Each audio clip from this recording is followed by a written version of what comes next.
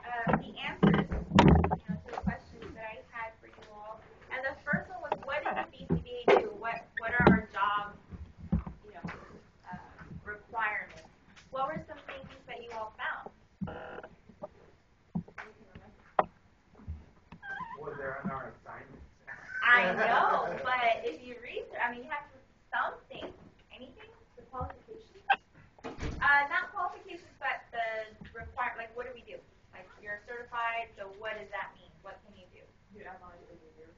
Yeah. Okay, analyze behavior. You supervise other people. Supervision is a big component. So not only are we going to analyze behavior, put a program together, but we're going to supervise the implementation of ABA with others. Somebody else can raise their hand. No? You can be in charge of the school programs. Yeah, you could be in charge of school programs. So, yeah, different types of settings, right? A home program, school program. Okay. Anybody else remember?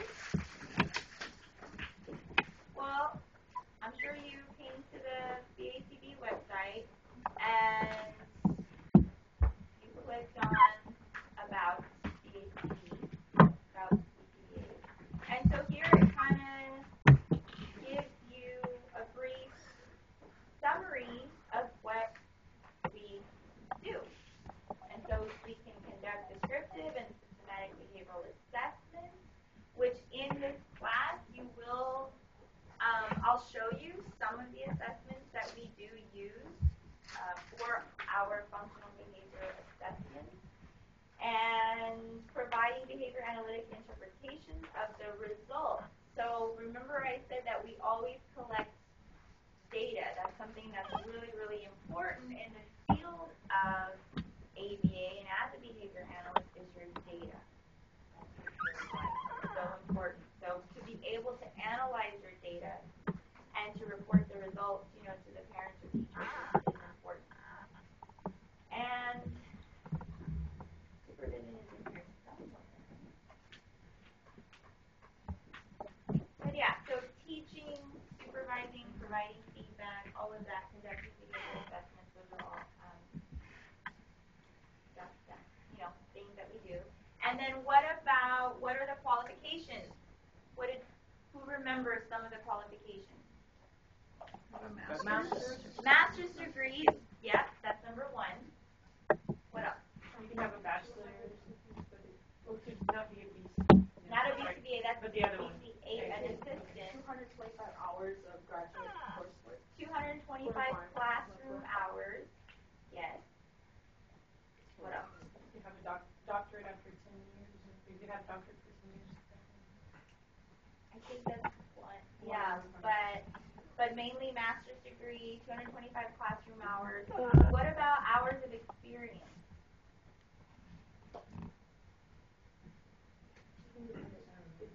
15,000 hours for 1,500 hours. That's close. 1,500 hours. Yes. So to become a BCBA, let's see what is it? It's eligibility standards. So there are different options actually to becoming qualified as a BCBA, but the one that you all will most likely fall under is through the coursework option. So completing 225 classroom hours, and here, well, you could either get it online. There are some universities that offer these courses online, or you're lucky that here at ETPA now we offer these courses. They're approved by the board. So if you are wanting to become certified, you show that you've taken the courses here. Basically, they're just going to look at the course number, match it with what they have there, and they'll accept it. So here, it's actually 5 courses that you need to take to become certified. After your master's degree? Well, either after. So let's say I got my master's degree, and I'm an occupational therapist, and I want to get certified. Then yeah, you would simply just come to take the courses. Yeah. So it's either you already have a master's degree, or as you are getting a master's degree and you take those courses. Yeah. Yes, it's through the psychology department. We're the ones that offer the courses, but you could get a master's in. I have one student who's she's getting her PhD, but she wants to be certified. I have some that are getting their master's in rehab or education, and so they're just coming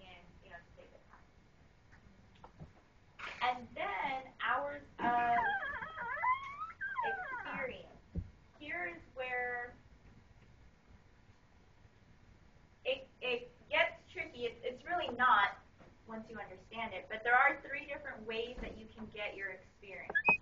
Okay?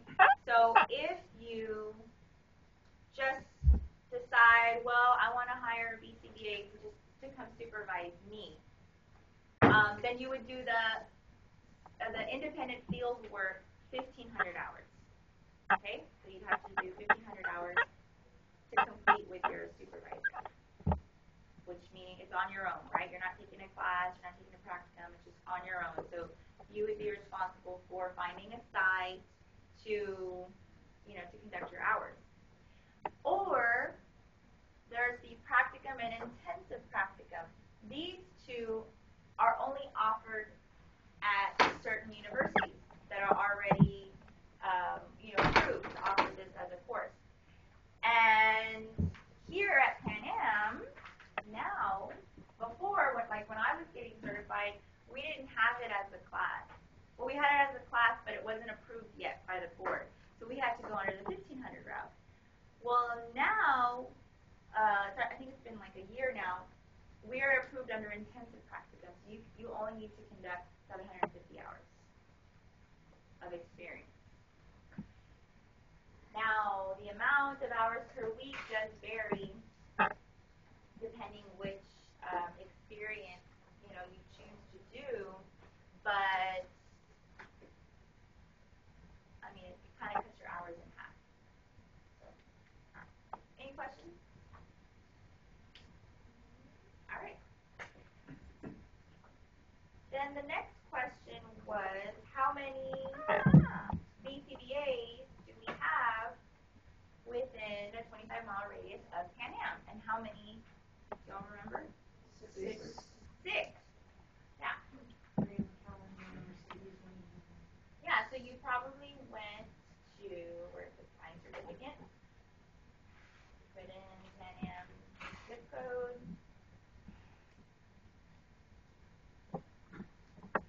And then the name.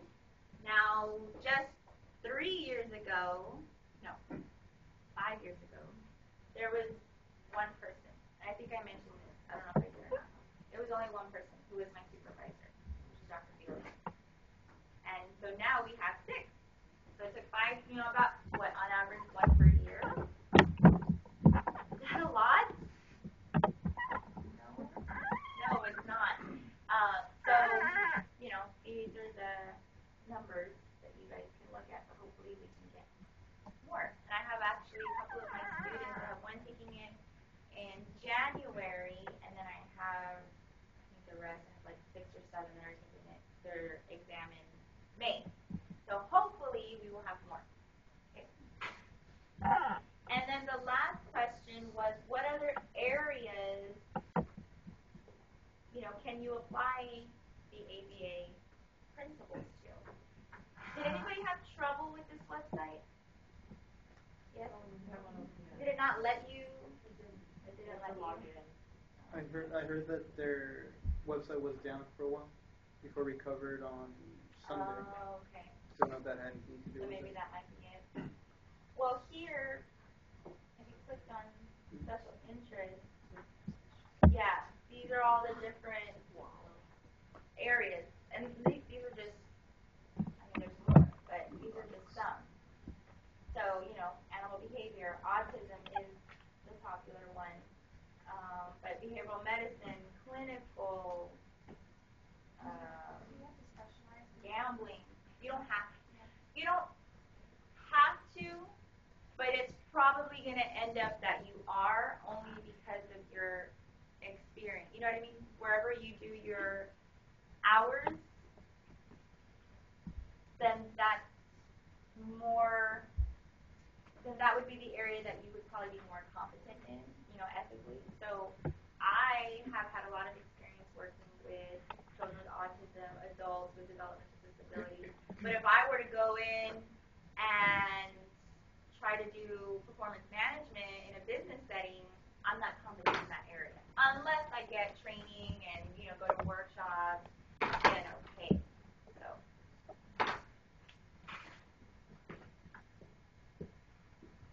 Any other questions about the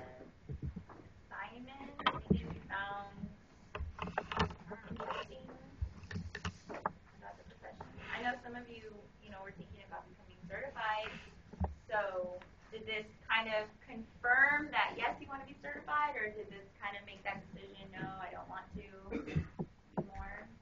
Anybody? In my case, it's still very I worked in therapy, I told you, before services, and actually I was more in sports therapy and holistic, and kind of stayed out. I mean, that got me more towards different aspects of therapy, with Yeah. the same results. It's very interesting. You said it's only been around for a couple of years, right? In this area. Well, ABA has actually been around since the 60s. So actually, I mean, it's still not that, it's still pretty new. What is that, like 60 years? 50-ish? So it's still pretty new as a field. Yeah. And then, I mean, here, it's always been around. It's just, as far as actual BCBA, there hasn't really been. What do you charge Locally. as pay scale, more or less? Is this an average? It varies. I've seen anywhere from 50 to 125 an hour here. If you go to the East Coast, I've seen close to $200 an hour. Yeah. So it just depends. And like therapists, is the demand rate of care than it is at North, like in the bigger cities where there's more competition and demand? I know because, like, for example, the psychologists get paid more in the business. Yeah. It's definitely in high demand here just because, well, we don't even have any clinics available. But the whole issue is that a lot of your clients would probably be private pay because right now, just to my knowledge, there's only one insurance company that covers ABA services. Besides, TRICARE, Northern Insurance, all of that. But as far as a private insurance company, there's only one, and Medicaid doesn't cover it. So that's the issue. It's United, right? It's actually Blue Cross.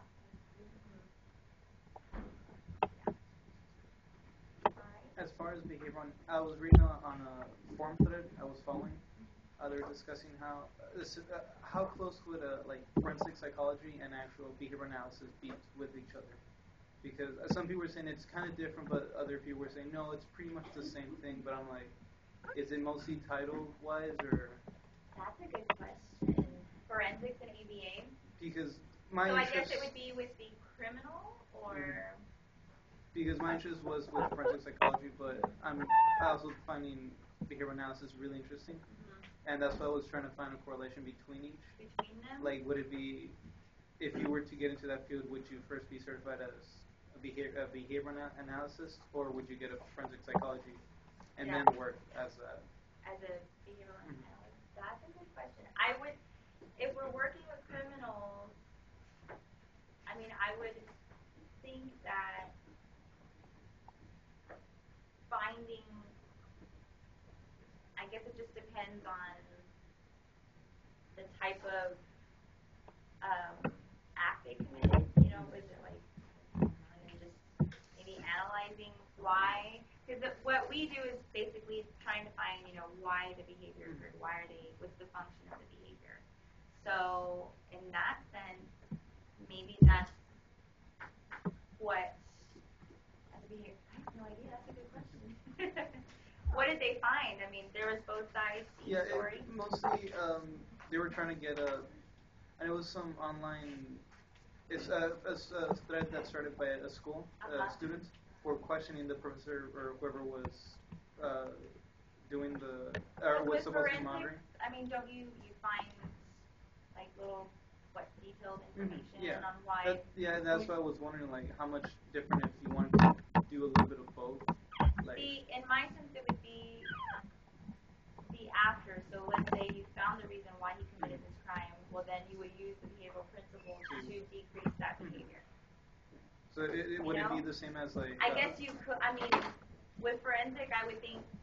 Well, you're mainly solving. It's just why. It's not. You're it's not an solving why actual they plan. committed the crime, not why. Yeah. The Or not behavior treating started. it. Yeah. If you were so it would be like So I would think. The after effects of Yeah, I would think forensics would be, why, solving the crime, and then as a behavior analyst, then let's help this person, right? Let's help decrease this behavior. Which would lead to specific So it'd cases. be an actual plan. Like only dealing with rape rape cases, or only dealing with other types of things?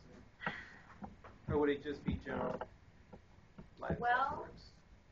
I would think you could do just general, criminal behavior, but it would, I think with anything, just however many cases you get, with different criminal acts, then to me that would be what you would kind of specialize in or focus on more, maybe. But what you are going to find, though, is that with behavior analysis, with just because they have autism or just because, one person committed rape doesn't mean that it's for the same reason as the other person, So it's going to vary, and that's what our job is to figure out, why. Why the specific? Okay. So, any other comments? Let's go ahead and get started. So hopefully everybody read the article, which is actually one of the first articles that was published in the Journal of Applied Behavior. Now, was everybody able to?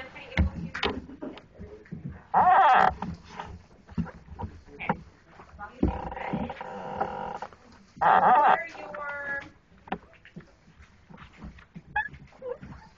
What are your thoughts on the article? Did you think it was an easy read? Did you think it was kind of difficult? Did you understand it? It got to the point where it asked what control is. Actually being able to, I think the question was, what and who are you controlling?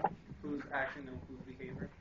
Like, how could did it Is it yours or is it the person you're would the person eventually do that anyway? Did it become convoluted as? So yeah, you have to be, and that's why there's so many different types of data that we collect, not just on that person's behavior, but on our behavior, on our reliability of our data, checking it, because we have to make sure that, and we'll get to this later, but we'll have to make sure that was it our behavior that changed as far as what we're counting as a behavior or not, or was it that our client's behavior? So you do have to be careful, because then your data is not going to be reliable or valid. So, okay. The article talks about 7 dimensions of behavior, so it does describe the different aspects of ABA. Who remembers one of them? Anybody? Yes? Applied. Applied! Very good. Okay. And that's actually the first one. So applied. That was the first dimension that they discussed. And what this means, they basically gave you a really long description of what applied meant in behavior analysis. But basically, in order for it to be ABA, so I'm going to shorten it, right? That's ABA. The behavior has to enhance and improve the people's lives that we work with. Okay? So the behaviors that we are trying to change need to be socially significant behaviors. So what do I mean by socially significant behaviors? What I mean is, let's say Tommy has this, behavior where he is sitting at the dinner table and all he does is tap his fork on the table. Okay? And so the parents get really, really annoyed because every time they go to the dinner table and they sit down, he has to do this, like all throughout the dinner table. Now, would that be a socially significant behavior that needed to be changed? Would that help him function more in his environment if they reduce that?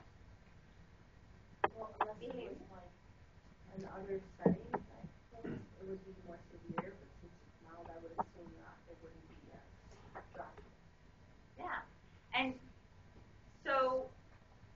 not a socially significant behavior, more it's annoying to the parent, right? So that's where we have, in order to stay true to this type of, to the applied dimension, we have to make sure that the behaviors that we are changing are socially significant and not just behaviors that are causing a problem for the parent or for the sibling or for the teacher. But this behavior needs to be socially significant. So that means that, you know, in social settings, okay, this behavior that we are going to change must benefit the client to be able to function in their social settings, meaning at home, at school, out in the community.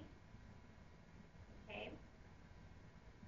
Language is another socially significant behavior. If they're not able to ask for what they want or to identify items or to answer questions or to respond to you know, someone receptively, then would that help, would that affect them as far as functionally out in their environment? Yeah. Right? If you're not able to, if someone asks you what's your name and you're not able to say your name, then, right? Yeah, you need to be able to learn how to respond to those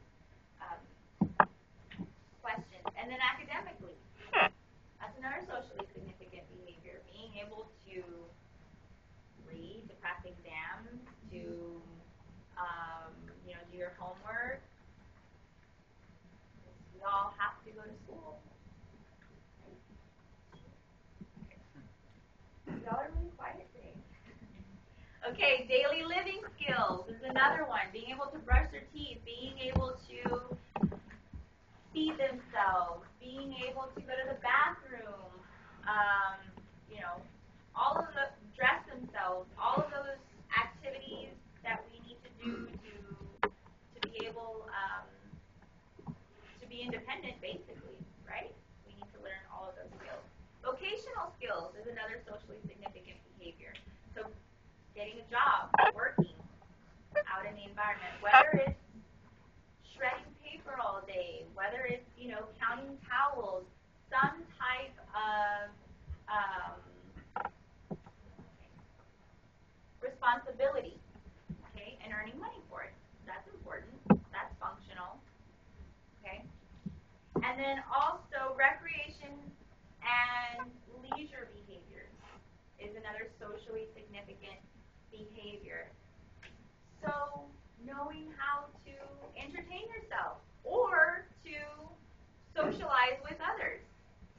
Okay, if I want to play with the iPad, I'll know which game I want. I'll know how to play the game. If I want to color, I'll know that I need to go, you know, to my desk, get my crayons, get my coloring book, and color. If I want to read a book, I'll know where it's at. If I want to play a game, I know how to ask my brother, can you go get the game bingo for me? I want to play it. And then, hey, you want to play with me? Being able to play the game.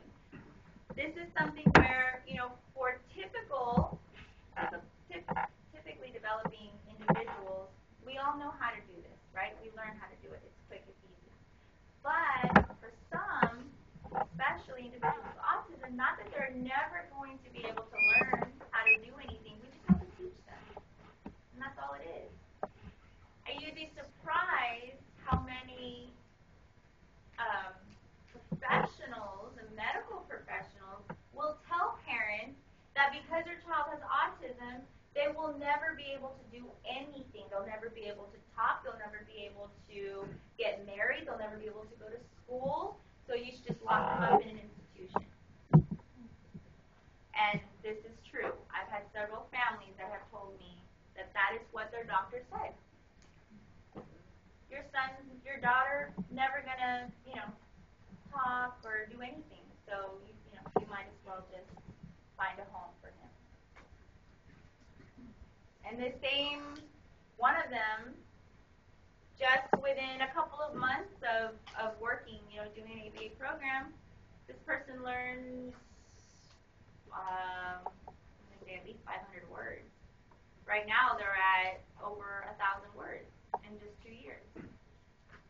So, and when we started, this person only had 1 word. That was it. So it's not that it's never going to happen or that it's impossible. This is why ABA is right now, it's pretty much one of the most effective treatments out there. Yes. What word did they know? Candy. Yeah, everything was candy. Whether it was wanting to go to the bathroom or any type of food, it was candy. Yes. Is it like one of the most effective ways to improve, or like why didn't it cause like That's a great question. Exactly. Why is it? Why? That's a very good question. I wish I had the answer to it, but yeah, why not? I don't know. It should be, and that's what we're trying to do, and that's why it is important to be active in your government and to to fight for things and to just try to get things approved. I mean, 'cause we need it. As Yes. far Oh, yes, you first. Well, my question is this: what differentiates a behavior analysis from a clinical psychologist? They might be covered under X amount of insurance. What kind of service do you provide that a clinical psychologist couldn't? Well, that's a good question. Clinical is, I honestly can't answer the clinical part of it, but I can answer with the behavior, with the ABA.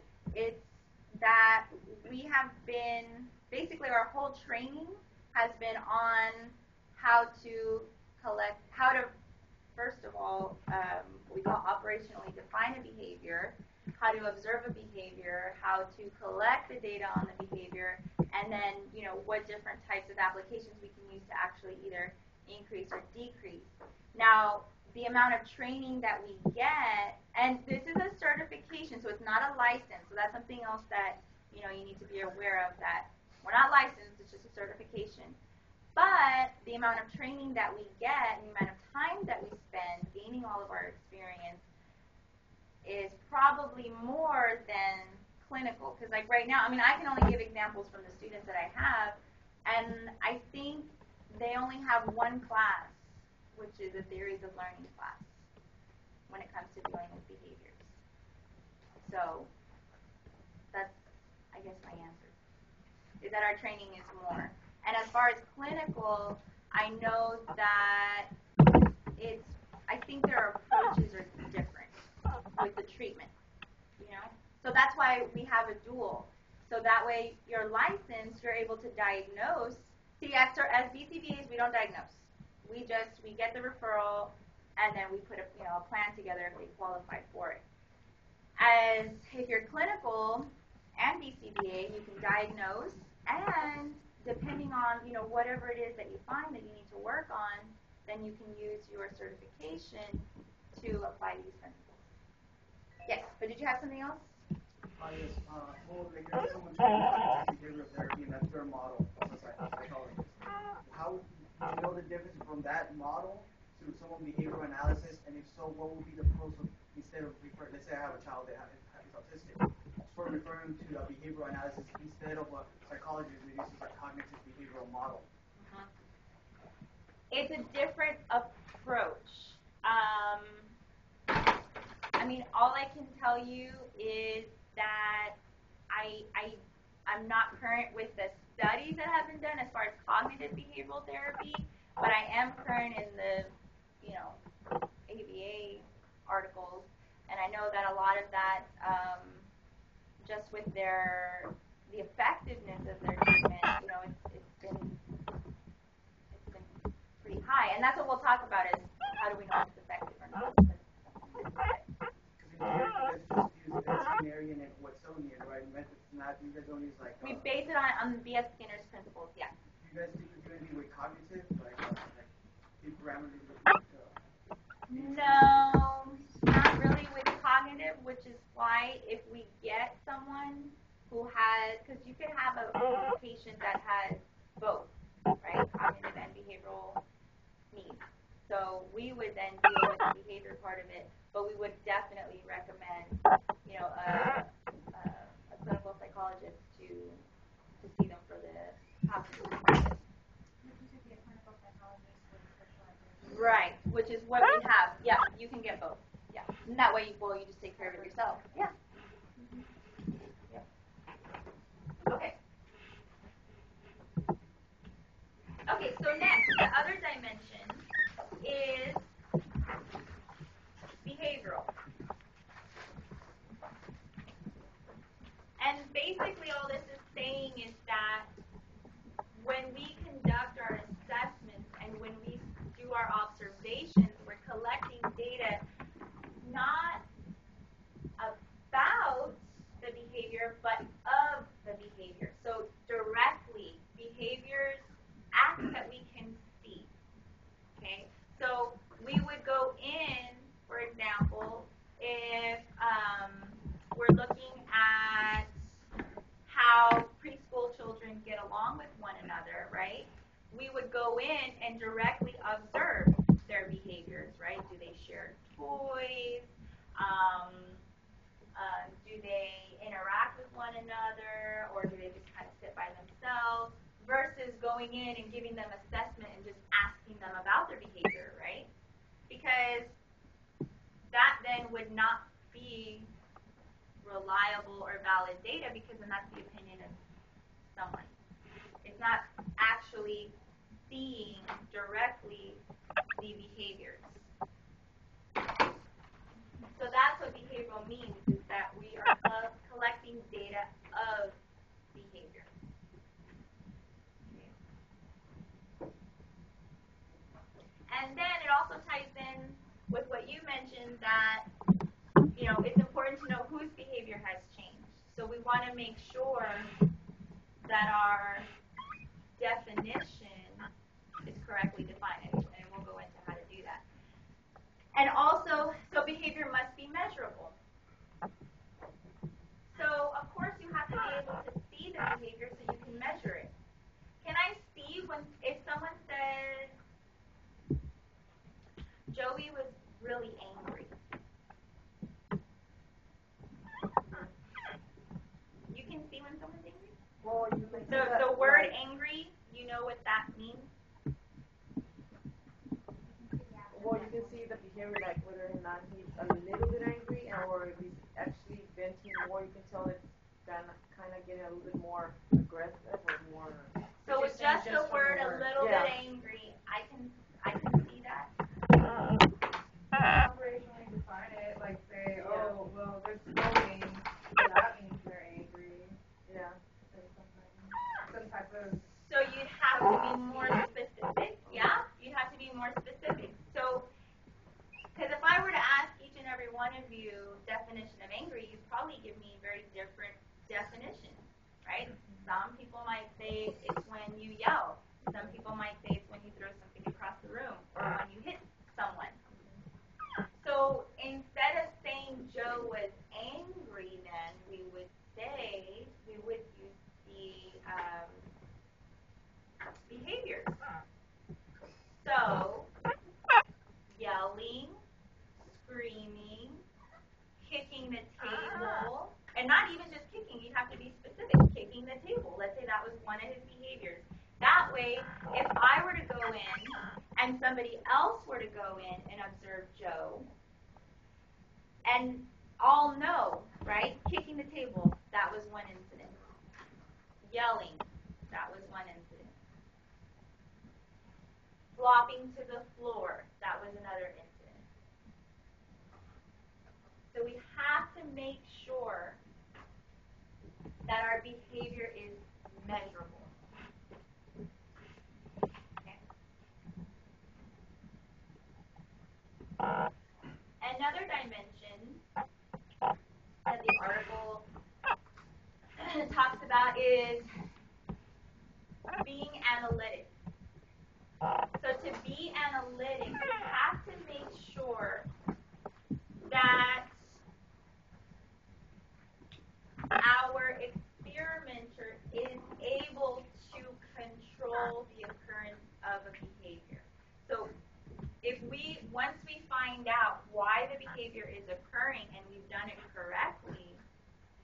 then we'll be able to turn the behavior on and off. Yes. Yeah. Well, I do, but some information, yeah.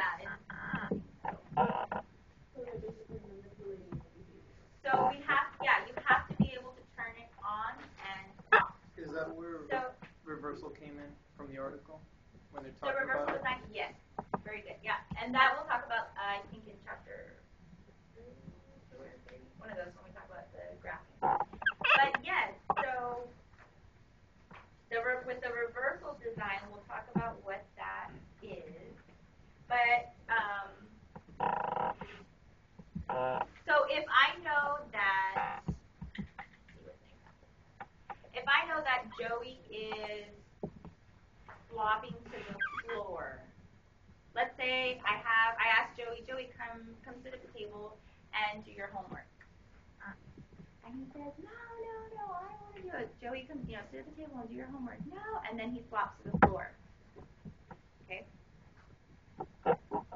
If I have already identified that the reason why he is flopping to the floor is because he is wanting to escape the demands, okay, so I've placed a demand on him, he flops to the floor, and let's say in the past I've been like, okay, fine, you don't have to do your homework, that's fine, take it away, okay? So next time, Joey, come, let's do your homework. No, I don't want to. Flops to the floor. Okay, fine. Right? So he stops. So he gets to escape the task. He gets to escape the demand.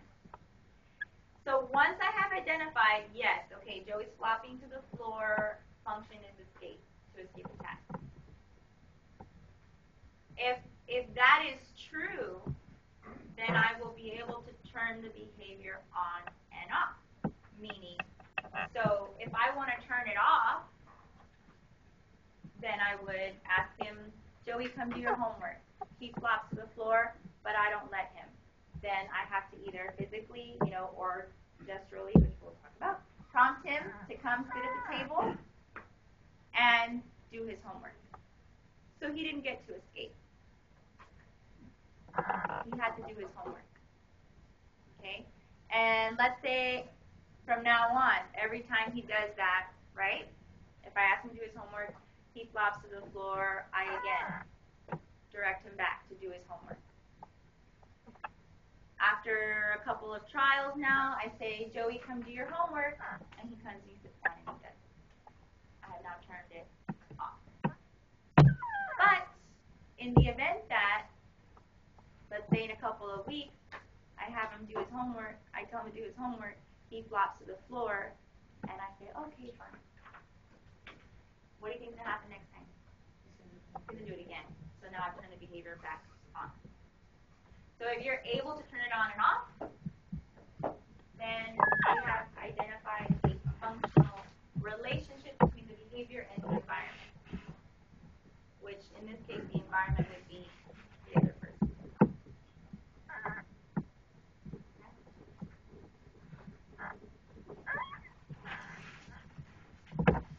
Another dimension of ABA is to be technological. And what this is saying is that it doesn't matter how powerful your effect, your intervention was, but if someone else, another BCBA, is to read your study, and if they're not able to replicate it, then you have not shown that your study is technological. You have to be able to, in detail, your procedures, the materials, they have to be able to read it and say, and then do it step by step on their own without any mistakes. And then, your study has been technological as far as according to this dimension. So when we do studies, once if you have cases and you want to share, which you should, then you can write up an article. Anybody anybody else that reads it should be able to replicate it.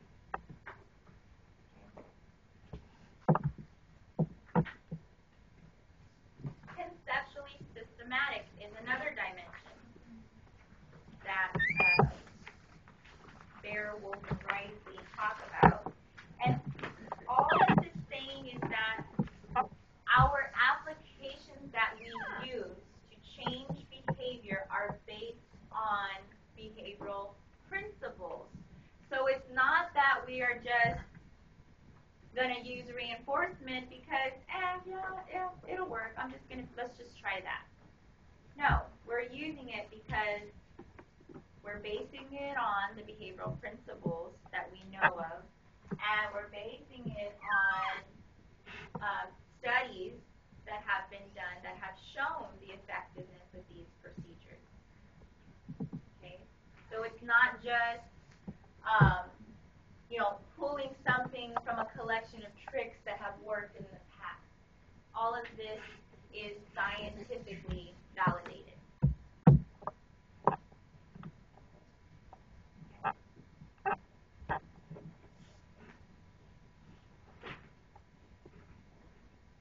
Any questions so far?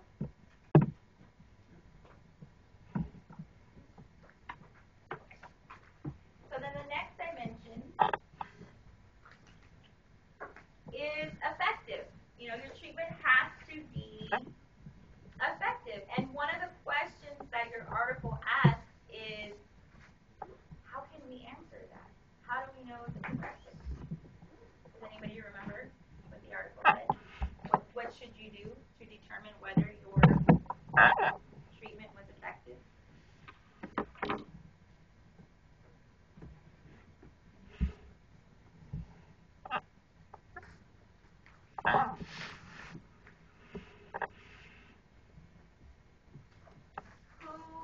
If you are going to be putting a program together, who do you think you're more than likely going to be training?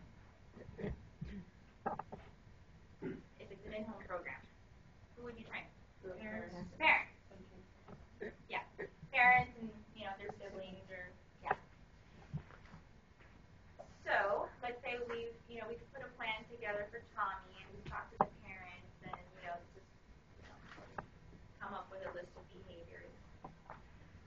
So in order to determine whether our treatment is effective, not just based on the data, of course, we would ask the parents, right? How has Tommy been doing today? Has he asked for anything spontaneously that he wants? Because let's say Tommy had 0 words.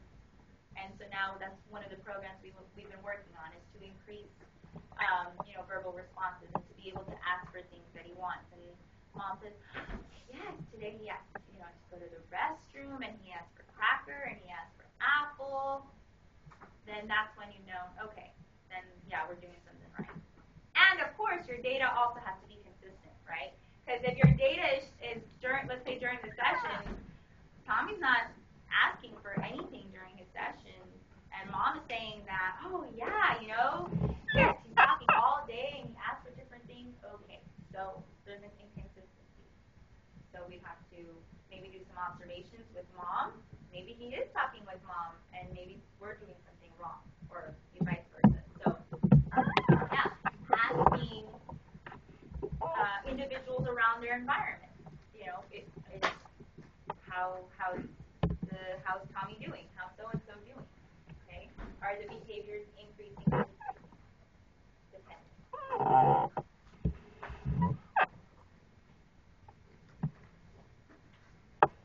And then generality.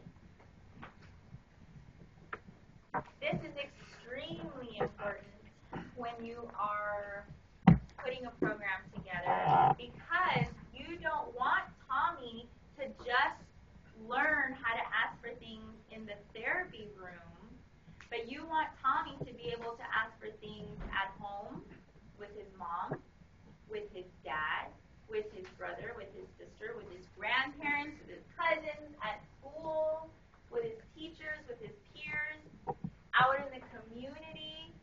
If they go to Burger King and he's able to order for himself, goes to HEB,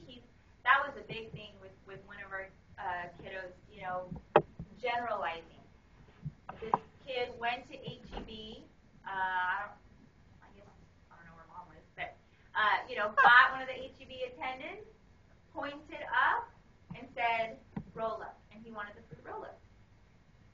So that definitely had shown generality, right? This kid was able to generalize what, they learned in session and applied it out into their community.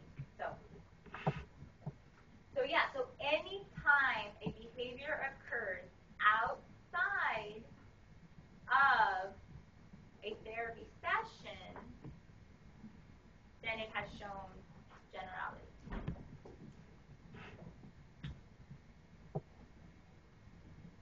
How do you just count on words of other people to tell you that happens, or how do you get the patient to actually understand that you don't only have to use it Like here? how do we teach them to generalize? That's a good question. So yes, well, one could be if maybe there's a team of individuals that are working with the client. So let's say there's 2 or 3 of them. Okay, so that's a start. So each person, he'd have to add, let's say he wanted eraser, being able to ask eraser, to Joe and Nancy and Tom or whatever, that's also showing generality. And then also, of course, we want to keep the parents updated on what we're working on with him. When you do a program, yeah, you do want to have either weekly or bi-weekly meetings with the parents so that way they're updated on what they're doing. So they can also work on, similar programs with their kids. Yeah. And then that's where the training would come in. You train them, the parents. And yeah. So then you would rely, like for the previous slide, effective, you would rely on the surroundings of the patient to see like whether he's improving. Yes, that would be one part. Yeah, but the most important is your data.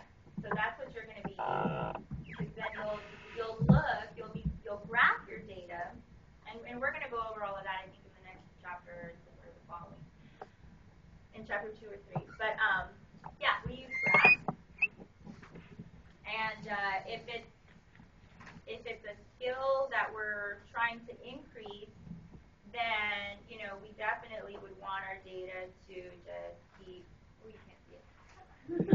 See, I'm going to have to get used to this.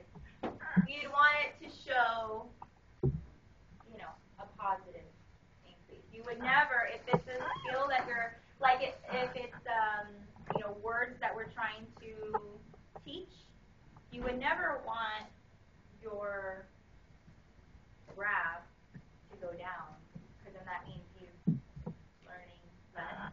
Or you never want it to be just horizontal or stable, because then that would mean that he's not learning anything, which you don't want that.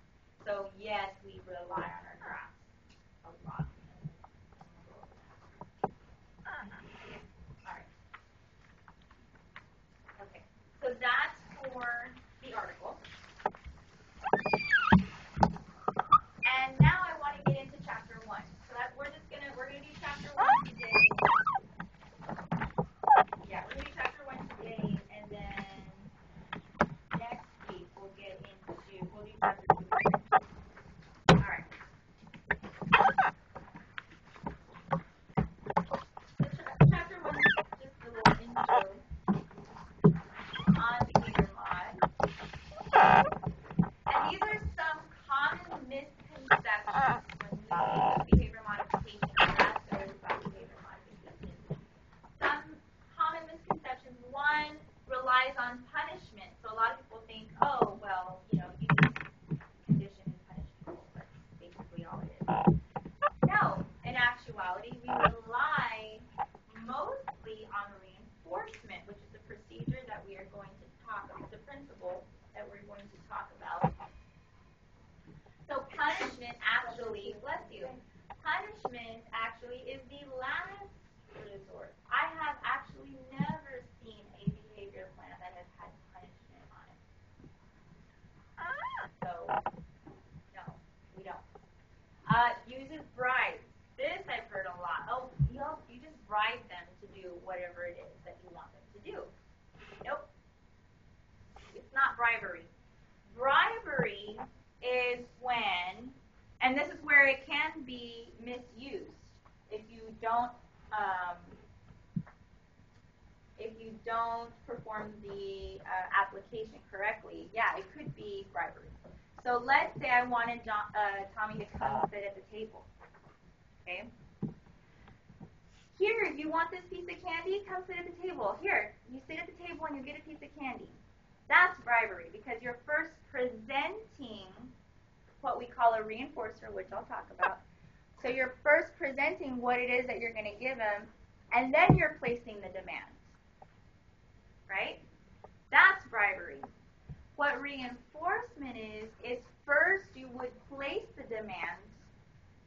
After they comply, right? So you place the demand, the behavior is they comply, they come sit down. The consequence to that behavior then would be, good job, here you go. Then they get a candy. And that's to increase that behavior. Because let's say, yeah, every time I want him to come to the table, he's not coming, he's running away from me. So we would have to pair this table as something positive, right? So when I come sit, oh, okay, then, I'll get this. So you never want to show them what it is you're going to give them before you request. That's a bribe. Okay? What is some other misconceptions is that we ignore the real causes of behavior, just treat the symptoms, leads to people controlling each other, dehumanizes people, makes people dependent on external incentives. So that might have been another question. Oh, well, so now he's going to think every time he comes, I'm going to get something. No. In the beginning, if I want a behavior to occur, yeah, I will probably do that, just to teach it. So he'll know that when I ask him to come to the table, he'll come. But then there's other applications that we use to fade out that, to where